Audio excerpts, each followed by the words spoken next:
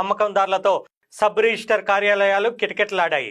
రిజిస్ట్రేషన్ల సమయం అయిపోయినా వినియోగదారులను వెనక్కి పంపకుండా అర్ధరాత్రి వరకు ఈ ప్రక్రియను కొనసాగించారు అధికారులు. రాష్ట్ర వ్యాప్తంగా ఉన్న సబ్ రిజిస్టర్ కార్యాలయాల్లో రోజువారీ కంటే శనివారం రెట్టింపు సంఖ్యలో దాదాపు 12,000 డాక్యుమెంట్ల రిజిస్ట్రేషన్ జరిగిందని లెక్కలు చెప్తున్నాయి. దీంతో ప్రభుత్వానికి శనివారం ఒక్కరోజే 100 కోట్ల రూపాయలకు పైగా ఆదాయం సమకూరినట్లుగా సమాచారం.